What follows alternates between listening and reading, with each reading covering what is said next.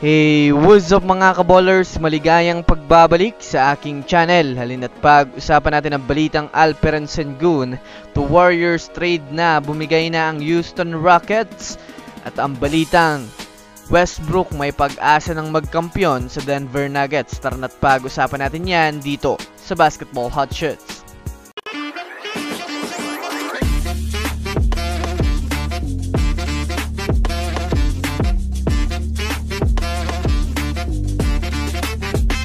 Una nga muna tayong dumako mga kaballers sa balita patungkol sa may pag-asa pa rin nga daw si Westbrook na magkampiyon sa Nuggets. Well, alam naman nga po natin sa ngayon mga kaballers na opisyal na nga pong nasa kupunan na ng Denver Nuggets itong si Russell Westbrook. Yes mga kaballers, literal na nga po siyang nagtitraining sa ngayon sa Denver Nuggets at natupad na rin ang pangarap ni Nikola Jokic na makakampi itong si Russell Westbrook. Marami nga pong mga NBA analyst ngayon mga kaballers ang nagsasabing swerte nga daw mga kaballers si Russell Westbrook at napunta nga siya sa kupunan ng Denver Nuggets dahil ito nga daw mga kaballers ay maaaring magbigay sa kanya ng malaking chance upang magkampiyon.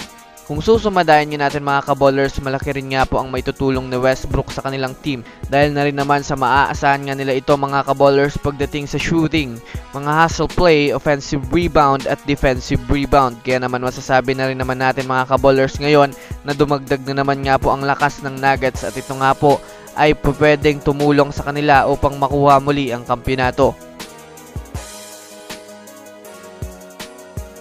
Samantala, dumako naman tayo mga kaballers sa balita patungkol sa kupunan ng Golden State Warriors. Well, alam naman nga po natin mga kaballers na kahit hindi man nga po nakakuha pa ang front office ng Warriors ng panibagong superstar, ay masasabi natin sa ngayon mga kaballers na mayroon pa rin nga po silang mga big option na mga player na sa ngayon naman ay tinatrabaho na ni Mike Dunleavy Jr. sa pamamagitan ng pakikipag-usap sa mga teams sa availability ng kanilang mga tinatarget na player, kagaya na lamang mga kaballers ng pagkakaroon nila ng interest kay Jeremy Grant at lalong-lalo na dito kay Alperen Sengun ng Houston Rockets. Ayon nga po mga kaballers sa kumakalat na balita ni Team Kawakami na isang Warriors insider, kasalukuyang pumayag na nga po ang Rockets makipag-usap mga kaballers sa Warriors patungkol sa trade kung paano nga daw nila makukuha mga kaballers itong si Alperen Sengun.